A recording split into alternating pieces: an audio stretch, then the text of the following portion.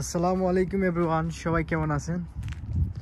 So বরাবরের মতো আমি ইমরান চলে আসলাম আপনাদের সাথে আরেকটা নতুন ভিডিওতে।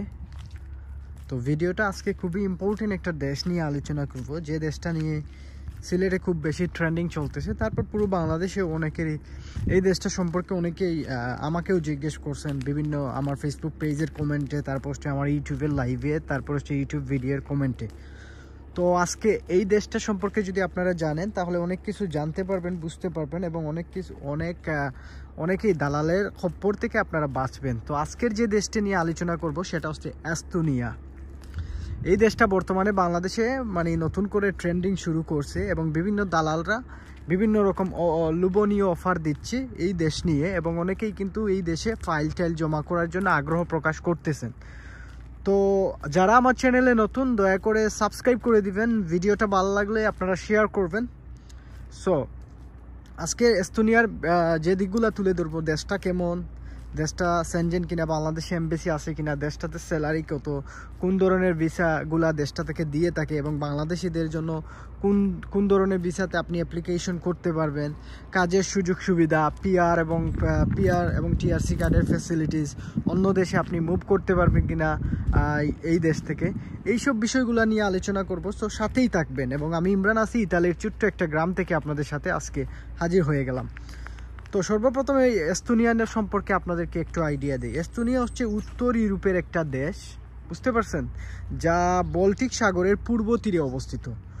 উত্তর ইউরোপের একটা দেশ যা বল্টিক সাগরের পূর্ব দিকে অবস্থিত, এবং এই দেশের আশেপাশের যে দেশগুলো রয়েছে সেগুলো হচ্ছে লাটভিয়া, এস্তোনিয়ার দক্ষিণে হচ্ছে লাটভিয়া, তারপর হচ্ছে পূর্বে হচ্ছে রাশিয়া, এবং উত্তরে হচ্ছে আপনার ফিনল্যান্ড অবস্থিত। তো আশা করি এস্তোনিয়ার যে আশেপাশের দেশগুলো নিয়ে যাদের কনফিউশন ছিল, আমি আবারও বলতেছি, দক্ষিণে হচ্ছে লাটভিয়া, পূর্বে হচ্ছে রাশিয়া এবং উত্তরে হচ্ছে ফিনল্যান্ড ও বল্টিক সাগর অবস্থিত। তো আশা করি এই জিনিসটা বুঝতে পারছেন।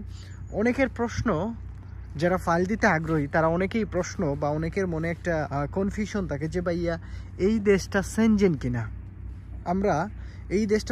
কিনা, এই দেশের ভিসা পাইলে আমরা অন্য দেশে ট্রাভেল করতে পারবো কিনা, অনায়াসে আমাদের ট্রাভেলের কোনো রেস্ট্রিকশন থাকবে কিনা, সেটা নিয়ে আমাকে অনেকেই প্রশ্ন করেন। সো এস্তোনিয়া হচ্ছে সেনজেনভুক্ত দেশ, এবং এই ভিসা যদি আপনারা পান তাহলে আপনারা অন্যান্য সেনজেন কান্ট্রিগুলোতে আপনারা ট্রাভেল করতে পারবেন, কোনো ধরনের রেস্ট্রিকশন নাই।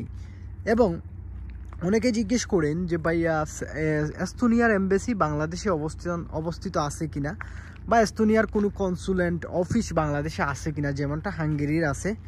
আসলে এস্তোনিয়ার জন্য আমার ইন্ডিয়া যাওয়া লাগবে কিনা বা ইন্ডিয়ার ভিসা লাগানো লাগবে কিনা, সেটা নিয়ে আমাকে অনেকের প্রশ্ন।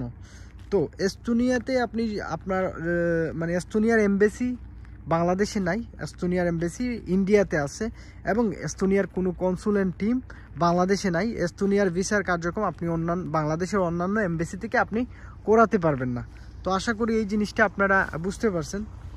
তারপর আরেকটা জিনিস আমাকে অনেকে প্রশ্ন করেন, সেটা হচ্ছে যে এস্তোনিয়ার জন্য ভাইয়া আমাদের ইন্ডিয়াতে যাওয়া লাগবে কিনা, ইন্ডিয়ার ভিসা লাগবে না। হ্যাঁ, ডেফিনেটলি আপনি যদি এস্তোনিয়ার জন্য বাংলাদেশ থেকে ট্রাই করেন যে কোনো ভিসা ক্যাটাগরিতে, আপনাকে ভিসা নিতে ইন্ডিয়া যেতে হবে, এবং ইন্ডিয়ার ভিসা লাগানোর একটা হ্যাসেল বা একটা বিভ্রান্তিকর অবস্থার মধ্যে আপনাকে যেতে হবে।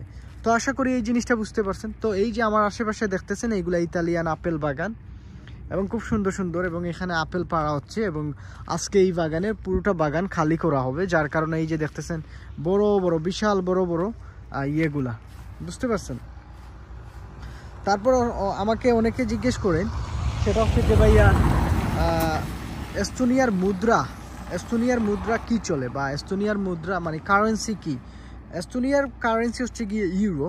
তো এস্তোনিয়ার 1 ইউরো, অর্থাৎ ইউরোর রেট অনুযায়ী আপনি হিসাব করলে পেয়ে যাবেন 130 টাকার মতো বা 131 টাকার মতো এখন মার্কেট রেট চলতেছে। তো আপনি গুগল করলে জেনে নেবেন। আপনি হয়তো আমার আজকে যে ভিডিও মেক করতেছি সে ভিডিওর সাথে কারেন্সির রেট নাও মিলতে পারে। তো আপনি আমার এই ভিডিও যেদিন দেখবেন সেইটা আপনি গুগলে কনভার্ট করলে আপনি এক্স্যাক্টলি যে অ্যামাউন্টটা 1 টাকা হিসাব করলে আপনি পেয়ে যাবেন 1 ইউরোতে কত টাকা হতে পারে। তো 1 ইউরোতে আমরা ধরে নিলাম অ্যাপ্রক্সিমেটলি 131 টাকা বা 130 টাকা হবে। সো এস্তোনিয়াতে কারেন্সি ইউরো চলে, তাদের কোনো অন্য কোনো কারেন্সি আপনি ইউরো চলাতে পারবেন, কোনো সমস্যা না, বুঝতে পারছেন। তারপর হচ্ছে যে ভাইয়া আমরা যেটা জানি যে এস্তোনিয়ার এমবেসি ভিসার ধরন কত ধরনের দিয়ে থাকে ফরেনারদের জন্য। এস্তোনিয়ার ভিসা হচ্ছে গিয়ে আপনার অনেক ধরনের ভিসা ক্যাটাগরি দিয়ে থাকে। প্রথমে যেটা হচ্ছে যে আপনার সেনজেন ভিসা যেটা দিয়ে থাকে সেটা হচ্ছে 90 দিনের সেনজেন এলাকার ভ্রমণের জন্য, ভিজিট ভিসার জন্য আর কি, যেটা আমরা বলি। তারপর হচ্ছে দীর্ঘমেয়াদী ভিসা অর্থাৎ ওয়ার্ক পারমিট ভিসা বা স্টুডেন্ট ভিসা যেটা, সেটাকে ভিসা ক্যাটাগরি এস্তোনিয়ার ভিসা ক্যাটাগরি ডিতে মানে হয়েছে, যেটা আপনি 90 দিনের বেশি আপনি স্টে করতে পারবেন। সেটা হবে কাজের ভিসা অথবা স্টুডেন্ট ভিসাতে যেটা দিয়ে থাকে সেটা হচ্ছে লং টার্ম ভিসা, সেটা হচ্ছে ডি ভিসা ক্যাটাগরি আছে আগে। তারপর হচ্ছে কাজের ভিসা বললাম, তারপর হচ্ছে স্টুডেন্ট ভিসা, তারপর হচ্ছে ভিজিট ভিসা। এই যে ভিসা ক্যাটাগরি কথা বললাম, এইগুলা এস্তোনিয়া এমবেসি থেকে ফরেনারদের জন্য ইস্যু করা হয়। সেটা হচ্ছে যে ভিজিট ভিসা, তারপর হচ্ছে কি student visa, work visa, business visa, এইগুলো হচ্ছে মানে ফরেনারদের জন্য ইস্যু করা হয় এস্তোনিয়ার মানে ইয়ের জন্য আর কি, ফরেনারদের জন্য এস্তোনিয়া এমবেসি থেকে দিয়ে থাকে। তো আমি আবারও রিকোয়েস্ট করব, যারা আমার চ্যানেলে নতুন দয়া করে প্লিজ সাবস্ক্রাইব করে দিবেন এবং ভিডিওটা ভালো লাগলে আপনারা শেয়ার করতে পারেন। এবং আমার সাথে যোগাযোগ করতে চাইলে আমার ফেসবুক পেজ ইমরান নাজির ব্লগে আপনারা কানেক্টেড হতে পারেন। এবং আমি নিয়মিত বিভিন্ন ধরনের ফেসবুক লাইভ করি বিভিন্ন ধরনের মানে ইউরোপিয়ান কান্ট্রিগুলো নিয়ে, এবং আমি বর্তমানে ইতালির একটা ছোট্ট গ্রাম থেকেই আপনাদের সাথে এই ভিডিওটা মেক করতেছি। এবং আকাশ দেখতেছেন কি সুন্দর, মেঘাচ্ছন্ন আকাশ, খুব সুন্দর একটা ভিউ। সো তারপর হচ্ছে যে ভাই এস্তোনিয়ার কাজের সুযোগ সুবিধা কেমন। এস্তোনিয়াতে অনেক কাজের সুযোগ সুবিধা আছে যেগুলো স্কিল ওয়ার্কার অর্থাৎ স্কিল, যেমন এস্তোনিয়াতে আইটি ইঞ্জিনিয়ারিং কাজের খুব ফ্যাসিলিটিস আছে। তারপর হচ্ছে স্বাস্থ্যসেবা অর্থাৎ হেলথ রিলেটেড কাজের অনেক ইয়ে আছে। তারপর হচ্ছে ফ্যাক্টরি ওয়ার্কার হিসেবে আপনি এস্তোনিয়াতে কাজের সুযোগ সুবিধা মানে ফ্যাক্টরি ওয়ার্কারের অপরচুনিটি আছে। তারপর হচ্ছে cleaner, hotel, restaurant, industrial work, এইসব কাজ মানে করতে পারবে, করা যায়, বা এইসব কাজের সুযোগ সুবিধা আছে এস্তোনিয়াতে। যারা বসবাস করে তারা এইসব কাজ করছে। তো এখন আসেন যে ভাই মাসিক বেতনটা কত হতে পারে এস্তোনিয়াতে। দেখেন এস্তোনিয়াতে একজন বাংলাদেশি হিসাবে যদি আপনি কোনো ওয়েতে যেতে পারেন তো আপনি 900 ইউরো থেকে 1000 ইউরো ইনকাম করতে পারবেন মান্থলি এস্তোনিয়াতে। সো আশা করি এই জিনিসটা বুঝতে পারছেন।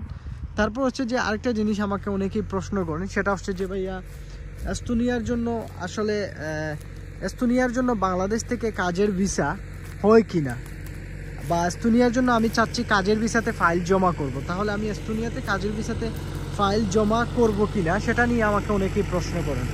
তো আমি আপনাদেরকে বলি, এস্তোনিয়াতে কাজের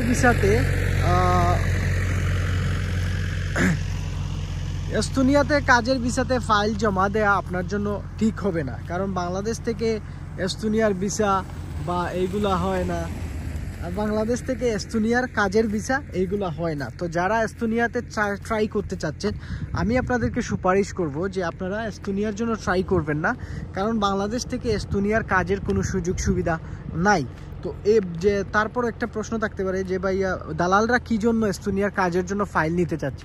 উনারা হুদাই ফাইল নিতেছে, হুদাই আপনার সময় এবং টাকা সবগুলাই নষ্ট হবে। একমাত্র বাংলাদেশ থেকে আপনি চাইলে স্টুডেন্ট ভিসাতে অথবা ভিজিট ভিসাতে ট্রাই করতে পারেন। ভিজিট ভিসাতেও ভিসা রেশিও খুব কম, কাজের ভিসাতে হয় নাই বলতে মানে হয় না, এগুলো হয় না স্কিল ওয়ার্কার ছাড়া।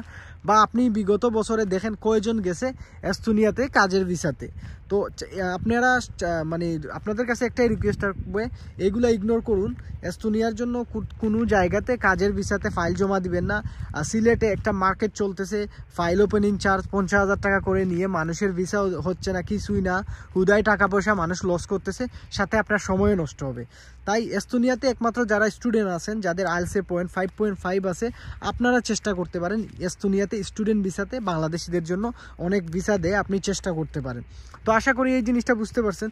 এবং স্টুডেন্টরা গিয়ে কি কাজ করে, এই যে কাজগুলো বললাম, ক্লিনার জব বা part time job, coffee shop বা বিভিন্ন ইন্ডাস্ট্রিয়াল ওয়ার্ক বা IT related job, health related job, এইগুলা করতে পারে অনেক স্টুডেন্ট পার্ট টাইম হিসাবে, বুঝতে পারছেন। তো তারপর হচ্ছে যে এস্তোনিয়া ভিসা প্রসেসিং বললাম, তো ভিসার যে রেশিওটা একেবারেই কম, কাজের visa ratio, student visa ratio ভালো আছে, বুঝতে পারছেন? এখন এস্তোনিয়াতে টিআরসি কার্ড দেয় কিনা? হ্যাঁ, এস্তোনিয়াতে আপনাকে টিআরসি কার্ড দিবে, তা আপনার 3 থেকে 6 মাস লাগবে টিআরসি কার্ডটা পেতে। আপনি যদি স্টুডেন্ট ভিসাতে যান, টিআরসি কার্ড পাওয়ার পর আপনি যে কোনো সেনজেন কান্ট্রিতে আপনি ট্রাভেল করতে পারবেন অনায়াসে, বুঝতে পারছেন? তারপর হচ্ছে যে ভাইয়া এস্তোনিয়াতে পিআর পাওয়া যায় কিনা, সেটা নিয়ে আমাকে অনেকে প্রশ্ন করছেন। হ্যাঁ, আপনি এস্তোনিয়াতে যাওয়ার পর আপনি পিআর পাবেন, আপনি পিআরের জন্য আবেদন করতে পারবেন। আপনি টেম্পোরারি রেসিডেন্ট যে পারমিট আছে সেটা দিয়ে যদি আপনি 4 বছর বা 5 বছর স্টে করার পর আপনি এস্তোনিয়াতে ইয়ারের জন্য আবেদন করতে পারবেন, অর্থাৎ পিআরের জন্য, অর্থাৎ পার্মানেন্ট রেসিডেন্সি পারমিট যেটা আছে সেটার জন্য আপনি আবেদন করতে পারবেন, বা মানে ইয়ের জন্য, এস্তোনিয়ার জন্য, মানে পার্মানেন্ট রেসিডেন্সি পারমিটের জন্য আপনি আবেদন করতে পারবেন যদি আপনি মানে 5 বছর ওইখানে টিআরসি কার্ডের মাধ্যমে স্টে করতে পারেন। অর্থাৎ স্টুডেন্ট ভিসায় গেলে আপনি সেখানে স্থায়ীভাবে বসবাস করার সুযোগ পাবেন। এবং স্টুডেন্ট ভিসায় গেলে যারা আমাকে প্রশ্ন করছেন যে কাজ করতে পারবেন, হ্যাঁ আপনি কাজ করতে পারবেন, পার্ট টাইম কাজ করতে পারবেন। এবং যারা প্রশ্ন করছেন যে টিআরসি কার্ড পাইলে আমি অন্য ইউরোপের কান্ট্রিগুলোতে মুভ করতে পারবো কিনা এস্তোনিয়ার, হ্যাঁ আপনি ডেফিনেটলি অন্য কান্ট্রিগুলোতে মুভ করতে পারবেন। এবং এস্তোনিয়াতে আপনার ফাইল টাইল এগুলো জমা, মানে স্টুডেন্ট ভিসার সময় যে প্রসেসিং বা যে কোনো ভিসার আপনার 6 মাস 7 মাসের মতো সময় লাগবে এভরিথিং মিলিয়ে। এবং ফাইল সাবমিশন করার পর 15 থেকে 30 দিনের ভিতরে আপনার রেজাল্ট দেয় ভিসার, যারা স্টুডেন্ট ভিসা।